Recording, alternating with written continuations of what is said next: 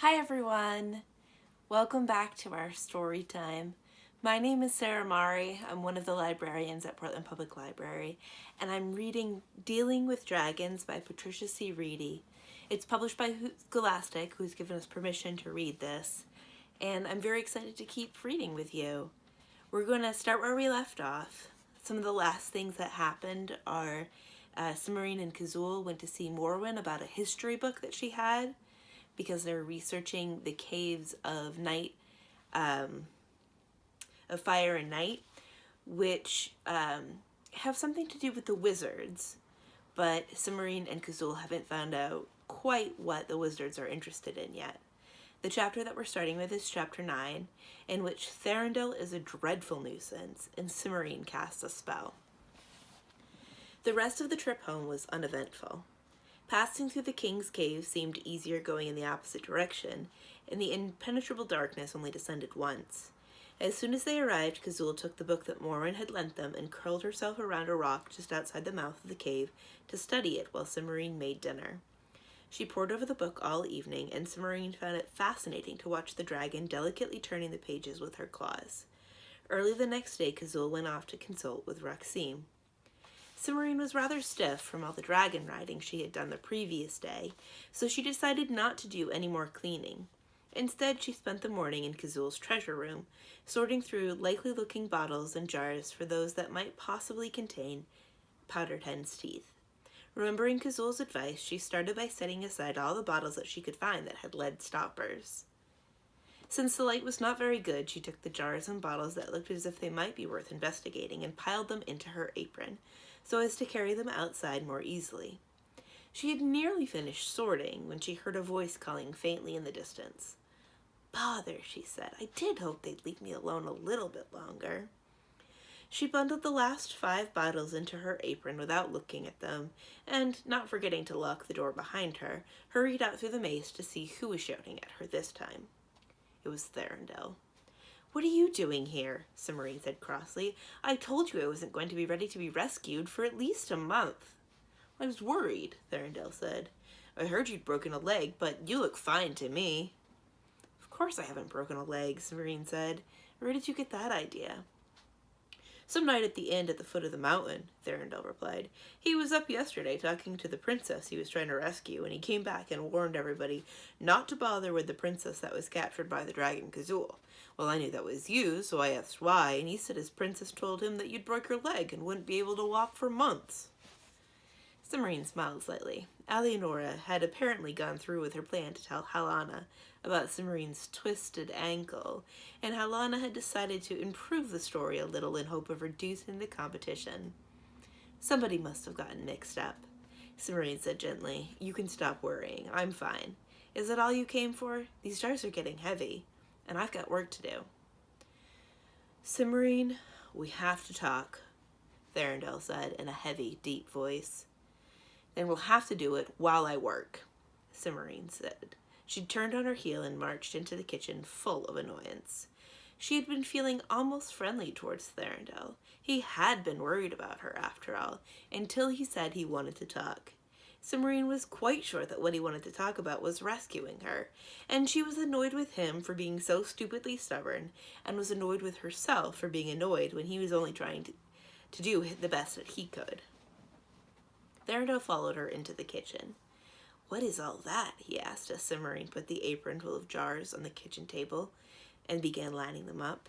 "Some things I'm checking for Kazul," Simmarine said. She picked up a small jar made of carved jade and pried off the lid. It was half full of a green salve. Simmarine put the lid back on and set the jar aside. "What was it that you wanted to talk about?" she asked, reaching for another jar. "You, dragons, us. That looks interesting. Can I help?" "As long as you don't break anything," Simmarine said. "Some of these are very fragile."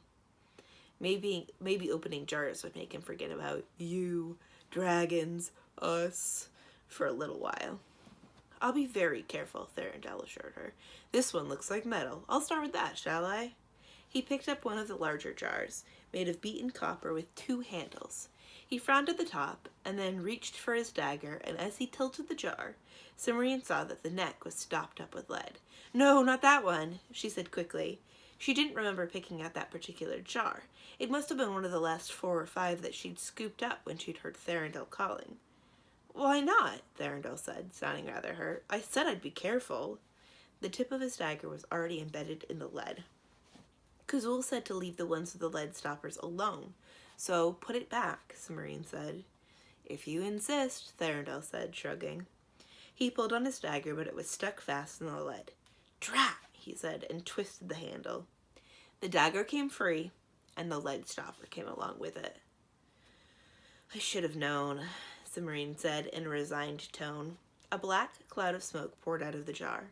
As Cimmerian and Thorindel watched, it condensed into a dark-skinned giant, wearing only a turban and a loincloth. He was more than twice as tall as Thorindel, and the corners of his mouth were turned down in a stern frown. "What is it?" whispered Thorindel. "Trouble," Cimmerian said. "Thou speakest truly, O daughter of wisdom," said the giant in a booming voice that filled the cave. "For I am a jinn who is imprisoned in that jar, and I am the instrument of thy death and that of thy paramour." "My what?" Cimmerian said, outraged. "Thy lover," the jinn said uncomfortably. "The man who stands beside thee." "I know what you meant," Cimmerian said, "but he isn't my lover, or my fiancé, or my boyfriend, or anything else, and I refuse to be killed with him." "But Cimmerian, you know perfectly well that—" Thorindel started. "You hush," Cimmerian said. "You've made enough of a mess already." "If he is not thy paramour, or any of those other things, then what is he?" the jinn said suspiciously. "A nuisance," Cimmerian said succinctly. "Cimmerian, you're not being very kind," Thorindel said.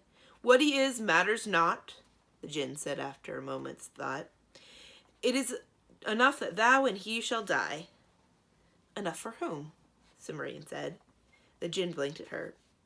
"For me. 'Tis my will that thou and he shall die by my hand. Thou hast but to choose the manner of thy death." "Old age," Cimmerian said promptly. "Mock me not. Thou and he shall die, and by my hand, ere this day draws to a close," the jinn cried. "Do you suppose he means it?" Thorindel said nervously. "Why would he keep bellowing at us if he didn't mean it?" Cimmerian said. "Do be quiet, Thorindel."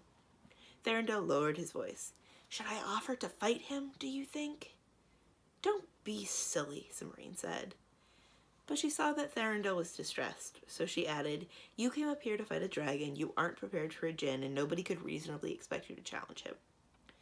"If you say so," Thorindel said, looking relieved. Cimmerian turned back to the jinn and saw that he, too, was looking perturbed. "What's the matter with you?" she asked crossly. "Dost thou not wish to know why I will kill thee?" The jinn said plaintively.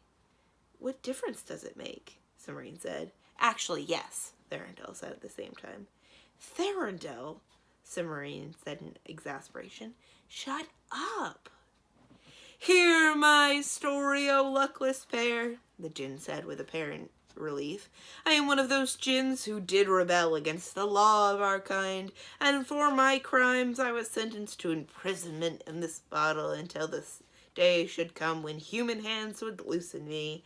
As is the custom of my people, I swore that whosoever should release me during the first 100 years of my imprisonment, I would make ruler of the earth, and whoso should release me in the second 100, I should make rich beyond all dreams of men, and whoso shall release me during the third 100, I would grant 3 wishes, and whoso should release me after any longer span of time, I should grant only the choice of what death he would die." "You're going to kill us because it's traditional?" Cimmerian asked. "Yes," the jinn said, and his eyes slid away from Cimmerian's, and she frowned suddenly. "Just how long were you in that jar?" she demanded. Well, actually," the jinn's voice trailed off. "How long?" Cimmerian insisted. 217 years, the jinn admitted. But no one ever releases a jinn before the 300 years are over. You're trying to get around your oath, Therendel said, plainly shocked at the very thought. You pretended you had to kill us, so you wouldn't have to give us the wishes. No, the jinn said. Thinkest thou that the granting of wishes alone was what so troubled me? Needs must I kill thee and thy fair companion, for I cannot return home and say that thou didst release me and I left thee living. I would be a laughing stock. Never in 3,000 years has such a thing occurred. And you shouldn't have sworn an oath, Theron said sternly. I had to, the jinn said miserably. It is the custom of our kind. 'Twould be improper, Cimmerian murmured. 'Twould be improper to do otherwise, the jinn said, nodding. But now thou hast found me out, and what am I to do? If I kill thee, I will violate my oath. If I kill thee not, the remainder of my life will be a torment. You could go back in the jar for another 83 years, Cimmerian suggested delicately. I could go back? The jinn blinked at her for a moment. I could go back. I could go back! And in 83 years we'll all both be dead of old age, Cimmerian said. Since that was my choice of death, your oath will be filled, and you can go straight home without killing anyone else, or giving them any riches or power or anything. Truly, thou art a jewel among women, and the very queen of wisdom's daughters, the jinn said happily. Thou hast found the perfect solution to my difficulties. Wait a minute, Therendel said. What about those wishes? Therendel, Cimmerian said in a shocked tone. I'm surprised at you. How can he give us wishes if he's going back in that jar for 83 years? It wouldn't be right at all. Therendel frowned. Are you sure? After all, we did let him out during his 300 years.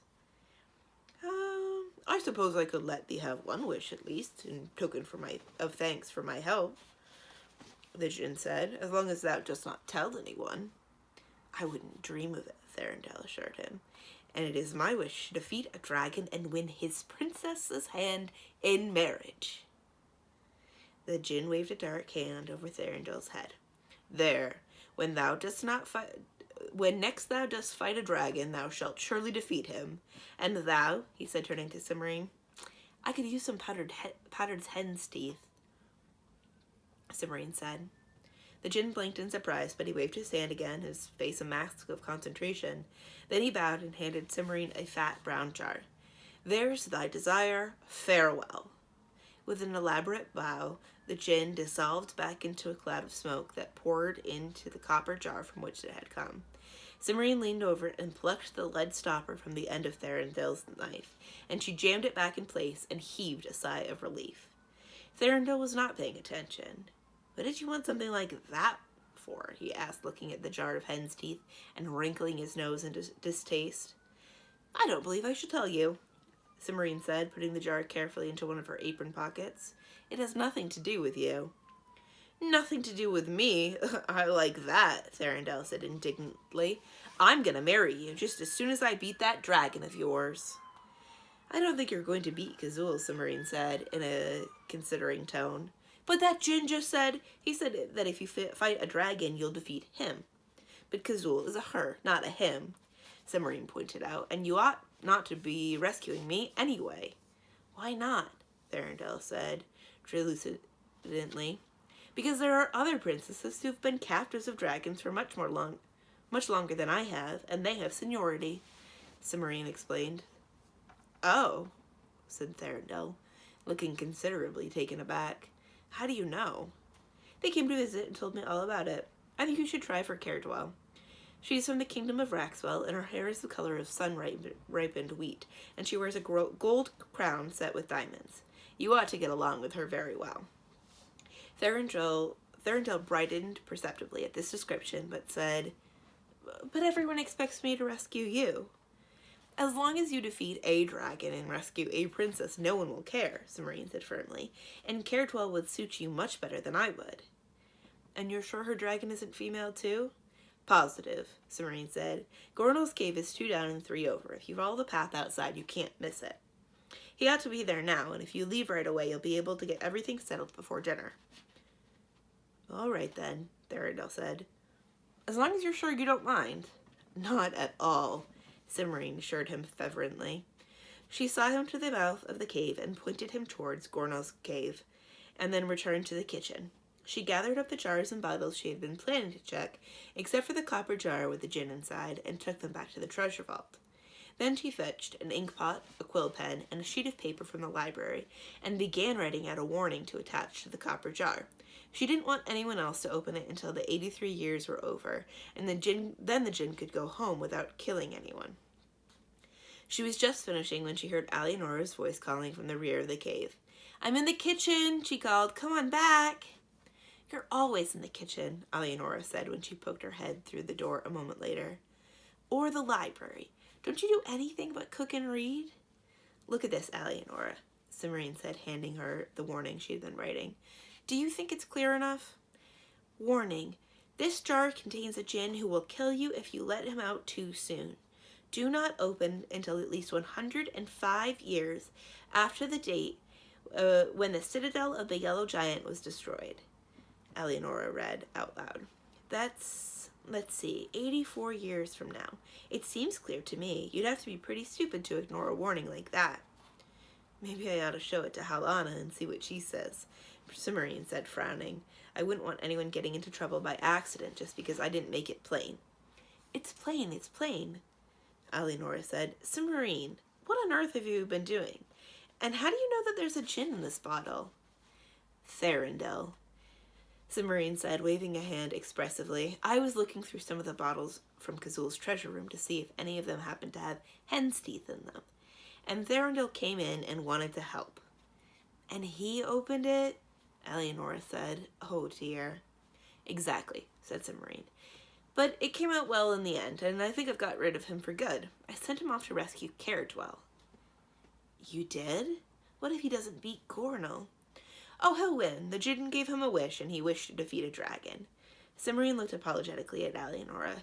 "I suppose I ought to have sent him to rescue you, but—" "That's quite all right," Alienora said hastily. "Getting rid of Caradwell will help a lot. And after everything you've told me about Therindel, I don't think I want him to rescue me." "That's what I thought," Cimarine said. "Oh, and I got the jinn to give me some powdered hen's teeth, so we can finally try that fireproofing spell." "Good," said Alienora. "Let's do it right now." So Cimarine got out the spell and the ingredients she had collected, and she and Alienora spent the next hour on the various necessary preparations. First, they had to boil some unicorn water and steep the dried wolfsbane in it. Then the mixture had to be strained and mixed with the hippopotamus oil and the powdered hen's teeth. Cimarine did most of it, while Alienora ground up the blue rose leaves and a piece of ebony. Grinding the ebony took a long time, but fortunately they didn't need much, and when Alienora had enough, Cimarine mixed it with the blue rose leaves and more of the unicorn water and one of Kazul's recently shed scales. Each mixture had to be stirred 3 times counterclockwise with a white eagle feather. Then Alienora dipped the point of her feather in the mixture and began to draw a star on the floor of the cave. "Is this going to be big enough for both of us?" she asked, scratching busily at the stone with the tip of the feather. "I think so," Cimarine answered. "Don't try to make it too big, or you'll run out of liquid and we'll have to start over." Alienora did not run out, though she had used nearly all her mixture by the time she finished. "There," she said. She sat back on her heels and studied the diagram to make sure that there were no gaps, and then set her dragon scale and feather aside and stood up. "Your turn." "First, we have to get into the center of the star," Cimarine reminded her. "Be careful not to smudge the line." "Smudge them? After all that work?" Alienora said in tones of mock horror. She lifted her skirts and stepped carefully into the middle of the diagram.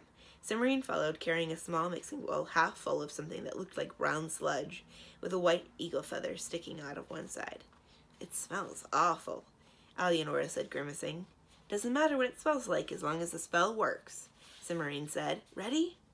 "As ready as I'm ever going to be," Alienora replied, shutting her eyes and screwing up her face as if she expected to have a glass of cold water poured over her head.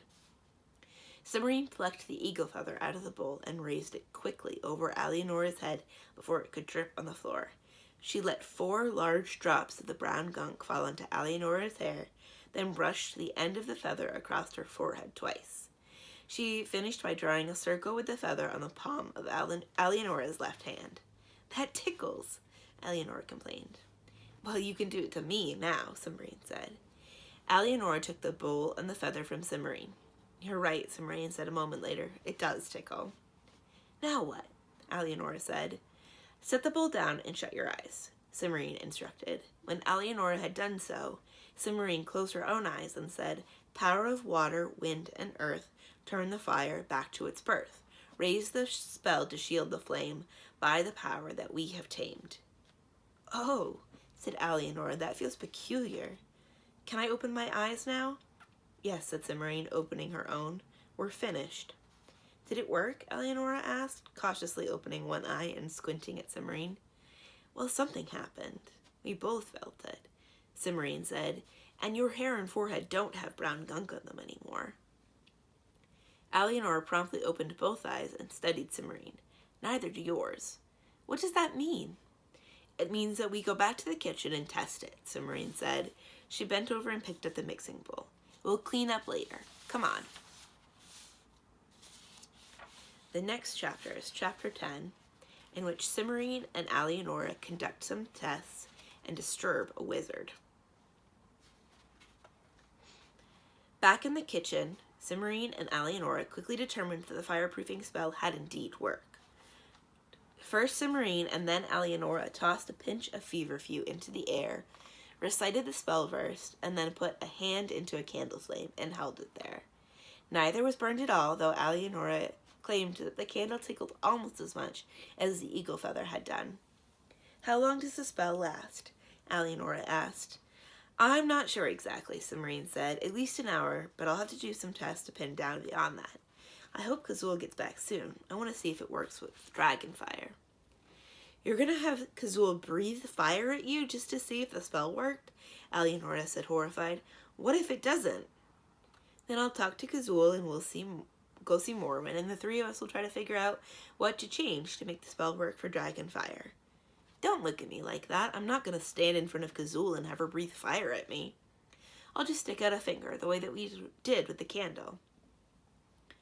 This was not enough to convince Alienora, but Cimmerine was determined. "The whole point of trying this spell is to make ourselves immune to dragon fire," she said.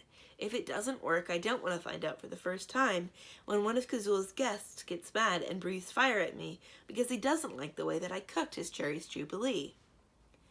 Alienora had to admit that this was a good point, but she was still disposed to argue. The discussion was cut short by Kazul's return. At first, the dragon was more inclined to agree with Alienora than Cimmerine, but after Cimmerine proved her invulnerability to candle flames, lighted torches, and the fire she had built in the kitchen stove, Kazul agreed to the trial. She insisted, however, to working up to full firepower in gradual stages, and Cimmerine was forced to agree. Before they began, Cimmerine threw another pinch of feverfew in the air and recited the couplet again, just to be sure that the spell would not wear off in the middle. Then Kazul lowered her head near to the ground, and Alienora watched nervously as Cimmerine lowered her hand slowly into various intensities of dragon flame. Finally, Cimmerine stood right in front of Kazul while the dragon breathed her hottest. The spell worked perfectly every time. "There," said Cimmerine when Kazul stopped at last. "Now we know it works. Aren't you glad?" "I am glad," Alienora said fervently, "and I hope I never have to watch anything like that as long as I live. I didn't dare blink for the fear that you'd go up in smoke while my eyes are closed." "Why don't you try it yourself?" Cimmerine said mischievously. "No," said Alienora and Kazul together. "Watching you was bad enough," Alienora went on with a shudder. "I believe it works. I don't see any reason for me to test it myself." "Besides, I've done more than enough fire breathing for one day," Kazul added. "I'm starting to get overheated." "All right, if you don't want to do it, you don't have to," Cimmerine said. "If we're done, I'd better go tidy up." Alienora stayed to help Cimmerine finish cleaning up the traces of the spell, by which time she had calmed down considerably and was very nearly her usual self again. Cimarine gave her a pouch full of dried feverfew before she left and made her recite the words that activated the spell several times to make sure that she had memorized them correctly. Remember, you only have to repeat the first half of the verse to get the spell going now that it's been set up. Can you do that? It's only 2 lines and they rhyme, Eleonora said, laughing. How could I forget that? My memory isn't that bad. Maybe not, but say it anyway, Cimarine said. Eleonora laughed again and did so. At last she set off into the tunnels, and Cimarine went back to the main cave to see what Kazul and Roxime had found out about the caves of fire and night. Kazul was somewhat out of temper, and Cimarine thought privately that she had been telling the truth about getting overheated. Rather than annoy the dragon further, Cimarine asked if she could read the book that Kazul had borrowed from Morwen. It's in the treasure room, Kazul said. Read it there. And I hope you see something in it that I didn't. Cimarine nodded, picked up her lamp, and hurried off before Kazul could change her mind. The book was lying near a pile of sapphires, next to an ornate gold crown. She picked it up and went over to the table, which was large and very sturdy, because it was intended for counting piles of gold and silver coins, and sat down to read. It was even drier than Kazul had said. There were a great many mayhaps and perchances and wherefores strung together in long, involved sentences that compared the strange and wonderful things of the caves to obscure philosophical ideas and odd customs from places that Cimarine had never heard of. After a few pages, Cimarine put the book down and went and got a quill pen and an ink pot and some paper so that she could write down the things that she thought were important. She did not want to have to read A Journey Through Caves of Fire and Night more than once. For the next 3 days, Cimarine spent bits of her spare time in the treasure room, taking notes on the De Mortse. It took her a long time because she could never manage to read more than a little while without getting so bored that she nearly fell asleep. Her persistence gained her several pages of notes about the caves, but nothing seemed as if it might be of particular interest to the wizards. Eleonora came to see her a few days later, looking very cheerful. It worked, she announced as she came into the library where Cimarine was going over her notes. Caradwell's gone. Thorindel rescued her just as you said he would. Good, Cimarine said. I'm glad that something is going right. What's the problem? Eleonora asked, seating herself on the other side of the table from Cimarine. This, Cimarine said, waving the paper at the paper-covered table. Kazul is sure that the key to what the wizards are after is somewhere in that dratted book that she borrowed from Morwen. I copied out everything that looked interesting, but none of it seems like anything a wizard would care about. How do you know that? Eleonora asked curiously. I don't. I'm just guessing. That's the problem. Oh, said Eleonora, picking up a sheet of paper near her and frowning at it. What on earth does this mean? Cimarine looked at the page that Eleonora was holding. Thus, these caves of fire and night are, in some sense, indivisible, whereas the caves of chance are, by contrast, individual, though it is preposterous to claim that the descriptions are true of either group of caves in their entirety. That's one of the bits that I copied word for word. The whole book is like that.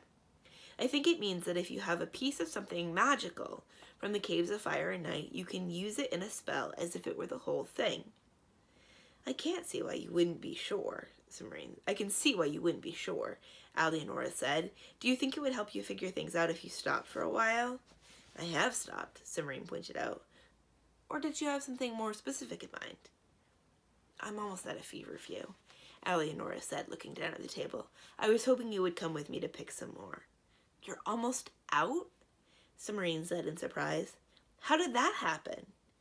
Eleonora shifted uncomfortably. I've been working that fireproof spell every hour or so for the past 2 days, she admitted. Rug has been getting more and more unpredictable, and I didn't feel comfortable otherwise. Helena was visiting yesterday when he came in the middle of the afternoon, and he was roaring and dripping little bits of flame when he breathed. She was terrified, and I don't blame her. If it weren't for the spell, I'd be scared to death. What's the matter with him? I don't know. He doesn't tell me anything about dragon politics or wizards or what he's been getting worked up about. He's not like Kazul. Cimarine frowned, considering. Maybe Kazul will have some idea what's bothering him. I'll ask her this evening. In the meantime, let's go get that feverfew. You're right to say that I could use a break. Oh, good, Eleanor said in tones of considerable relief. I've never picked herbs before, and I'm not sure what feverfew looks like. I don't know what I'd have done if you said you wouldn't come. Submarine put her notes away and got 2 wicker baskets and a small knife from one of the storage rooms. Up or down? Eleanor asked when they left the cave. Up, Submarine said. The other way is the ledge that I told you about, and I wouldn't be surprised if bits of it are still invisible. The path through the pass of silver ice twisted and turned past the openings of the other dragon's caves. Most of the rocks around the caves had scorch marks, and Submarine and Eleanor didn't see much growing amongst them. At this rate, we're going to have to go nearly all the way to the enchanted forest to find any grass, much less herbs. Wait a minute, Submarine said. Look over there, through that crack in the rocks. Doesn't that look like something green? Eleanor's eyes followed Submarine's pointing fingers. Yes, she said without enthusiasm, it looks green. The rock that Submarine indicated was a large boulder at the bottom of a steep slope. The slope was covered with gravel, and it looked as if it would be impossible to climb down, without skinning a knee or an elbow at the very least. The boulder itself was in 2 pieces, with just enough space between them for someone to squeeze through, provided the someone was not very large. Come on, let's get a better look, said Submarine. She walked to the edge of the slope and wrapped her skirts tightly around her legs. Then she sat down with her basket in her lap and slid down the slope, raising an enormous cloud of dust and sounding like an avalanche in the process. She reached the bottom in safety and stood up, brushing her skirts. The dust was so thick that she could hardly see, and when she tried to call to Eleanor, she coughed so hard she could barely speak. Submarine, are you all right? It's just the dust, Submarine said in a muffled voice. She'd taken out her handkerchief and put it over her mouth and nose to keep the dust out. It wasn't perfect, but it helped a great deal. Come on, it's your turn. Are you sure we shouldn't be going around? Stop stalling, it's not that bad. That's what you say, Submarine muttered. Eleanor muttered, but she wrapped her skirts around her, clutched her basket, and slid down the slope. She made even more noise than Submarine had. When she got to the bottom, she was coughing and choking. Submarine handed her the handkerchief, and they waited a moment while the dust settled. Crawling through the split boulder was easier than they expected. The crevice was wider than it had looked from the path, and the bottom of the crack was so full of dust and gravel and dead leaves that it was almost flat. Submarine and Eleanor had to walk single file, and there were 1 or 2 spots where they had to turn sideways in order to get through, but it was not really difficult. On the other side of the boulder, the 2 girls found a lush green valley. It was bowl-shaped and not very large, but flowers and grass stood waist-high between the random clumps of bushes that dotted the valley floor. A squirrel, which had been sunning itself on a ledge near the entrance, leapt for a small tree as Submarine and Eleanor appeared. My goodness, Eleanor said, looking around with wide eyes. This place looks as if no one had ever been here before. There aren't even any scorch marks on the rocks. Submarine blinked. Eleanor was right. Lichen covered the weathered gray rocks that rose above the valley, and small plants grew in cracks and crevices that showed no sign of the touch of dragonfire. That's odd, Submarine commented. Why? Eleanor said. These mountains aren't tall enough to keep dragons from flying over, and they're right in the middle of the dragon's territory. So why haven't the dragons been here? They usually keep a close eye on everything that belongs to them. Maybe they have been here, but they've never found anything to breathe fire at, Eleanor said. Well, I'm going to ask Azul about it when we get back, Submarine said as she waded into the grass. Why don't you take that side? I'll look over here. We'll cover more ground that way. First, you better show me what I'm looking for, Eleanor said apologetically. I'm afraid I couldn't tell feverfew from carrots if there was a dragon chasing me and my life depended on it. Submarine nodded and they started off. They had not gone far when she saw a patch of the white button-shaped flower she was looking for. Here, she said, showing them to Eleanor. This is feverfew. The younger plants are best, the ones that haven't blossomed yet. Eleanor studied the leaves and flowers with care. I think I'll recognize it now. They cut some of the plants, leaving those that were blooming. You find the next patch, Submarine said as they started off again. Let's try over there, Eleanor said, pointing. They found several more patches of feverfew, and gradually their baskets began to fill. I think that this should be enough, Submarine said at last. Unless you think... Summerine, Eleonora husked, clutching at Sumerine's arm. There's someone behind that bush. Summerine turned. A dark line snaked through the grass where something large had bent and broken the plants in passing. To her right, she said, and started forward. Eleonora hung back, still holding onto Sumerine's arm. You're not going to go look, are you? How else are we going to find out who it is? Summerine asked reasonably. She shook off Eleonora's hand. Quietly, she walked over to the clump of bushes and peered around it. Eleonora followed with evident reluctance. A man in blue and brown silk robes was crouching on the other side of the bush with his back toward Summerine. He was stuffing saw-edged purple leaves into a small linen bag the size of Summerine's hand. His hair was browned, and on the ground beside him lay a long, polished staff. And Terrell? Summerine said in surprise. The man snatched up his staff and straightened up as if a bee had stung him. It was indeed Aunt Terrell, and he did not look at all pleased to see her.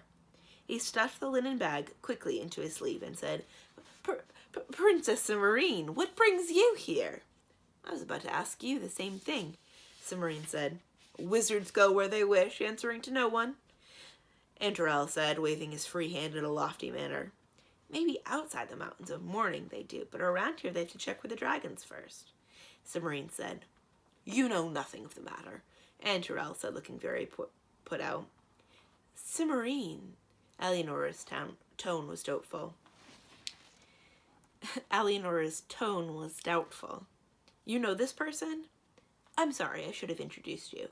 This is Aunt Terrell, one of the wizards I told you about. Aunt Terrell, this is Princess Eleonora of the Duchy of Tour-on-Marsh. At the moment, she's the princess of the dragon Warog. Eleonora curtsied, murmuring something polite and inaudible. Aunt Terrell, who had stiffened in surprise when he realized that Summerine was not alone, relaxed visibly. Warog's princess? That's all right then. Although he really should have sent you. But Warog didn't... Ow! Said Eleonora. The ow was because Summerine had hastily kicked her ankle to keep her from telling her Aunt Terrell too much. Didn't what? Aunt Terrell asked, frowning suspiciously. Didn't know you were going to be here, Summerine said. Well, of course he didn't know, Aunt Terrell said. That's the whole point, after all. Summerine would have very much liked to ask him what the point was, but she was afraid that it would make him suspicious again. I don't understand, she said instead, batting her eyes at him.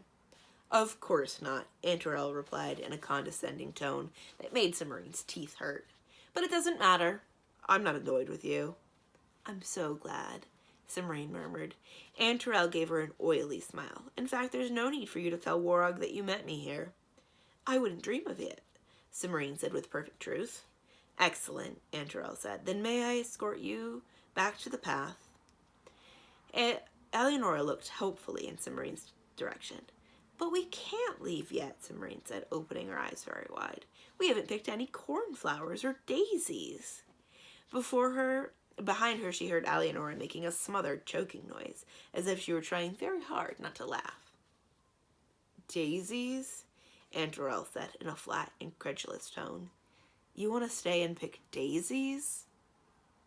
Summerine nodded vigorously. And cornflowers, and flax, and all sorts of things. They look so pretty in a bowl of water in the kitchen. I'm sure you're right, Aunt Terrell said. He looked as if he would like to object, but couldn't think of anything to object to. Perhaps I could help you? He said reluctantly. Oh, we wouldn't dream of keeping you, Summerine said. Aunt Terrell was very clearly reluctant to leave the two girls in the valley, but Summerine did not give him much choice. After another minute or so of conversation, the wizard was forced to go. He did not use a vanishing spell, but trudged away on foot. Summerine watched him until he was out of sight among the bushes, wondering whether he had some sort of special reason not to use spells in the valley, or whether he simply didn't know the right spells to make himself vanish. That's a relief, Eleonora said. Why did you insist on staying when it was so obvious that he wanted us to go? I was afraid he was going to turn us into toads or something. I wanted to see what he was up to, Summerine said, and I don't think Aunt Terrell is a very good wizard. He probably couldn't manage anything worse than a squirrel. Eleonora did not appear to find that very reassuring. Simmarine checked to make sure that Antaral was out of sight, then went over to the place where he had been standing when she peered around the bush. At first she did not notice anything unusual. Then she saw a purplish plant oozing sap from the place where several of its spiky, sawtooth leaves had been broken off. "Look at this." "What is it?" Eleonora asked. "I don't know," Simmarine said absently. "I saw a couple of other plants like this while we were picking for feverfew, but I thought they were just weeds." "Maybe it is a weed. A wizard wouldn't sneak into the dragon section of the Mountains of Mourning just to pick weeds. They don't even use herbs to cast spells. So what does Antaral want with this prickly-looking thing?" Eleonora shrugged. "Maybe he needs it for something he can't do with magic." "I wonder what that would be," Simmarine said, reaching out carefully and breaking off a spray of leaves. She wrapped them in her handkerchief and put the packet in her pocket. "Let's see if we can find out whether he'd picked anything else." Antaral had left a dark trail of bent and broken plants to mark the way he had come, so his path was easy to follow. Simmarine and Eleonora searched carefully along for some way, looking for signs that the wizard had picked other herbs, but neither of them saw any. "I don't think that there's anything to find," Eleonora said, pushing her apricot-colored hair out of her face, "and it is getting awfully warm." "Have you noticed that there aren't any of those purple plants along here?" Simmarine said. "I bet that was all he wanted." "Then let's leave before the wizard thinks to circle back and check what we're doing," Eleonora urged. Simmarine doubted that Antaral would think of doing such a thing, but she nodded in agreement, and the two girls left the valley. Eleonora was quiet and thoughtful for most of the walk back to Kazula's cave. Simmarine was grateful for her silence. She had a lot to think about herself. From what Antaral had said, it seemed like Wrede was helping the wizards somehow, or at least that they knew what Antaral was looking for in the little valley. Simmarine found it difficult to imagine a dragon helping a wizard, but she couldn't say it with certainty that it was impossible. And if Wrede was involved with Antaral and Zemnar, it might explain why he'd been so touchy lately. When they arrived back at the cave, Simmarine shook herself free of her preoccupation. She and Eleonora unloaded their baskets and tied the herbs in bunches to hang in the dark corner of the kitchen so they would dry. "How long will it be before I can use the feverfew?" Eleonora asked worriedly. "I'm not sure," Simmarine said in a considering tone. "It will take at least a week to dry thoroughly, but you might be able to use it in the spell before then. The directions don't say how dry the feverfew has to be. We could try it every few days with a pinch of leaves from one of the bunches if you like." Eleonora nodded. "I really do need it." "I wonder if it would work without being dried," Simmarine said. She pulled a leaf from one of the hanging plants and shredded it carefully between her fingers, then tossed it in the air and recited the rhyme. "There, now light a candle or another lamp or something." Eleonora had already lit a candle and set it on the table. Simmarine moved over and stuck her finger in the flame. "I think it's working," she said, and moved the rest of her hand closer. The sleeve of her dress caught fire. Simmarine hastily pulled her hand away from the candle and slapped at the flames, while Eleonora snatched up a bucket of water from beside the sink and poured it over Simmarine's arm. The fire went out, and so did the candle, and both Simmarine and Eleonora got thoroughly soaked. "Oh dear," Eleonora said, ignoring her soggy skirts. "Simmarine, did you burn yourself?" "No," Simmarine said, looking at her arm with a puzzled expression. "I didn't feel a thing. I just thought the spell worked, but nothing caught fire when we tested it before." "It must be because the feverfew is fresh instead of dried, and I had hoped that we'd be able to use it right away." "If you're that low on dried feverfew, take some of mine," Simmarine offered. "Kazul's not particularly irritable, and I only need to keep a pinch or two in case of emergencies."